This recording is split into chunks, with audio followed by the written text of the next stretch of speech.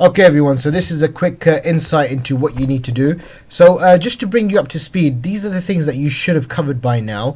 But what I'm going to do is I'm going to start from the beginning just to make sure that you all understand what you need to do. Just to remind you all that you need to come in and hand me your research by this Thursday.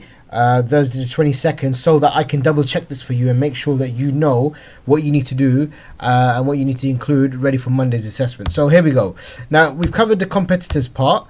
So you must have done something like this, and I've given you the link as well that you can sort of put that together. The market size, share and structure, you might want to pause this video so you get a bit of an understanding of what kind of things need to be included. So you can see here, this is just telling me about the market. So remember, the market is where buyers and sellers come together. So this gives me an information about the sellers, and it also gives me information about the buyers as well. Okay, the share and structure. So this tells me the share is like which businesses you can see, you know, how much of the percentage do they sell of bikes. Yeah, and it also tells me about, you know, for example, the structure, like, you know, who is the top seller, and then there's independent retailers as well, and so forth. Now you must put this into bullet points and write this into your own words, and you must also provide a source for this as well, because if you don't, then you're not able to reference this. Key thing here is try to put information in that has numerical information with it, because it's easy to sort of talk about it, and in addition to this, try and make sure it's recent and relevant too. Here's an example of the drinks industry. So for example, you know, if you're trying to find out the size of the market, you look at, you know, the sales volume, the amount of sales the business is making, how much is it selling for, and you can find this from various marketing associations. So you can find this from like Mintel's, magazines, newspapers, articles online, and so forth. So this is like information that you will find about the drinks market from, you know, a Google search. So it tells you who the market leader is, how many businesses they own, you know, what is a trend and what do people like buying, and so forth. Yeah, now moving on, you need to do further research as well, but I won't focus on this aspect of it, but this is something that you can look at later on once you've done everything, so I'll come back to this later. Now the SWOT analysis. This particular SWOT analysis is going to be an external one, and what you need to do is find out information about the cycling industry. If you can find things about folding bicycles, that will be even better. And what you need to try and do is make sure that you put everything into context. So what you can do is, I'll show you a quick example of this.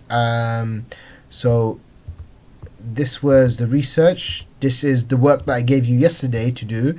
So here you go. What are the strengths, weakness, opportunities, and threats of the folding bike industry? You can look at the cycling industry as a whole, and this is exactly what I want you to do. An example of this, literally, just have at least 7 points, yeah, for each one. At least 7. If you can't get 7, not to worry. But this is something that you want to sort of take away so that you can kind of get an understanding of how to structure it. Okay. Now let's go back to the PowerPoint.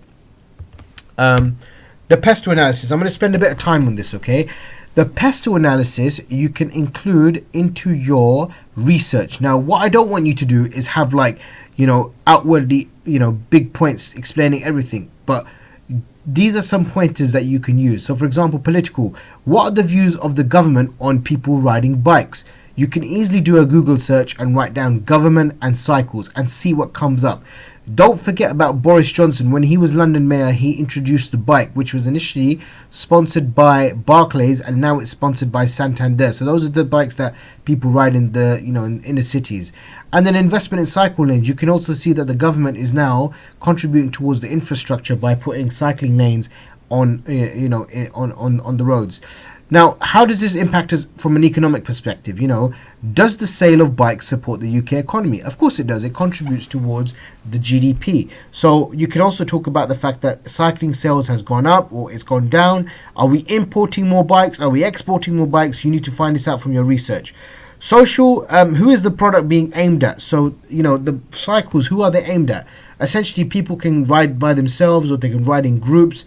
You can also talk about the success of you know, the Olympics, the success that Great Britain had at the Olympics, how they have managed to encourage and influence people to ride bikes and take it up as a sport. Technological, you can say that businesses can sell accessories, technological accessories. So, for example, the lightings now, they're very well sophisticated to help people with the, getting around and showing vigilance about them.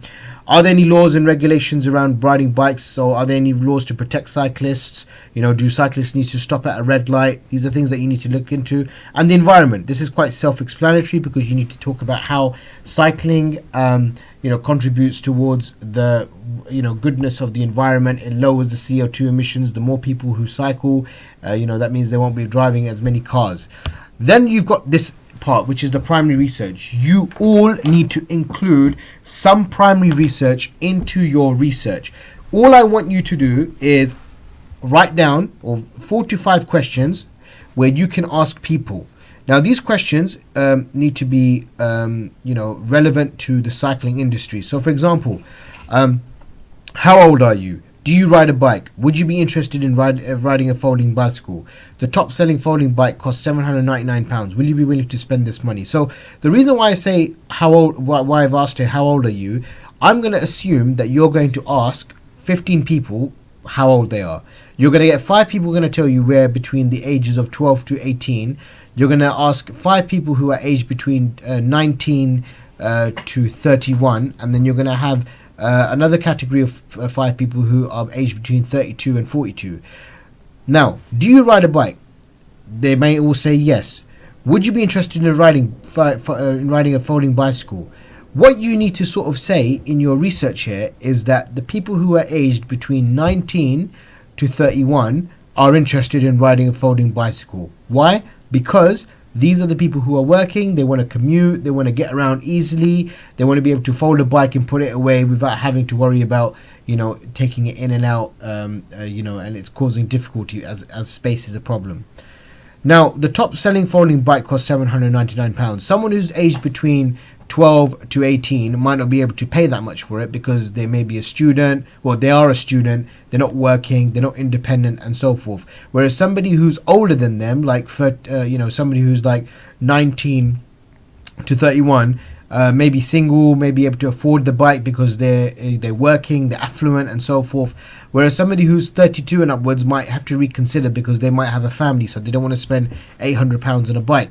So all of this is geared towards saying that there's a certain target market, meaning young people who are working are the kind of people who can buy this bike. So this is the research that I need you to put together. Now, research data on the market. This is some extra stuff that you can put in, okay? So if you have an extra bit of time to do this, this will be great. So research data on the market. What do you know about the UK bicycle market? Who are the main retail chains? Which cities are seen as the most popular cycling areas? Which brand are the leaders in folding bicycles? You can Google this. Cycles being imported, what does it suggest? What is the governing body for cycling sport in the UK? What do they say? Now that's pretty much the end. I hope you found this useful. Please get this done, ready for me to check by Thursday. Okay, goodbye.